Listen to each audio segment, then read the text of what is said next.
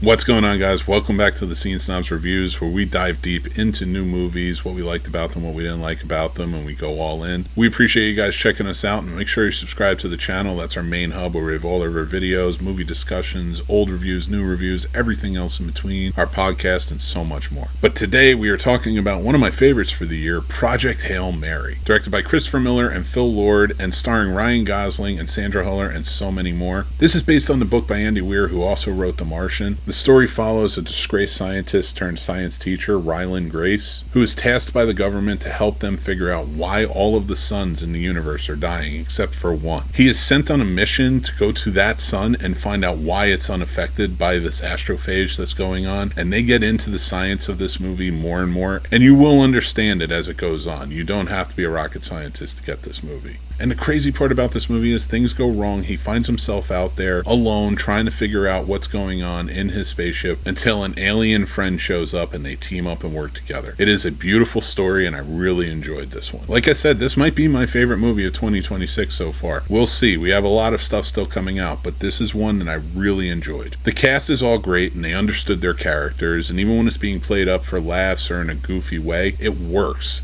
Ryan Gosling is that type of guy with that type of charisma who can carry a movie on his own, and he does well here. I will say that I think that the scope of this movie should be experienced in theaters. The visual effects and the production design are unreal, and the better the screen, the better the experience you're going to have with them. The puppetry mixed with the visual effects of this movie shine beautifully, and they really build a beautiful character that honestly you can't help but want to root for. The editing in this movie is flawless, and the storytelling is enhanced by the cuts for sure. The movie's interwoven storytelling between Grace and Rocky and the flashbacks on Earth with he and Sandra Hüller's character, and sort of how the planning came about and how that's affecting him out there now, is beautifully told and well crafted. The chemistry in this movie is electric, and the interactions between the characters has real weight to them. They make you feel the dire situation that they are in, and honestly it makes you share in the emotions that they're having as well. It's a beautiful story that manipulates the emotions, but in a good way that really enhances your experience as you watch this movie. The writing in this movie is impeccable. It cleverly spells out the science of the events that are going on without being condescending to the audience. I have not read Andy Weir's book, so I can't go off of that, but The Martian, directed by Ridley Scott, is very much like that way too. Two different tones in how they do it and how they come about doing that, but it works effectively in both, and if you don't have a background in astrophysics like I don't, it really still helps you keep involved within the movie and caring of what's going on. I also appreciate that there's always a more positive spin in these movies that kind of really helps you latch on, and there's a resiliency and positivity that really works for me and I think is effective in movies like this. Ryan Gosling is fantastic in this movie. He carries the movie really well, and he always has a lot of charisma that really adds to the movies. But at times I do think he gets a little too goofy with it. Like, I wouldn't see somebody acting this way in this situation, but it didn't take me out of the movie or hurt it in any way. It was just one of those things where I noticed it, and if you notice that, it does sort of like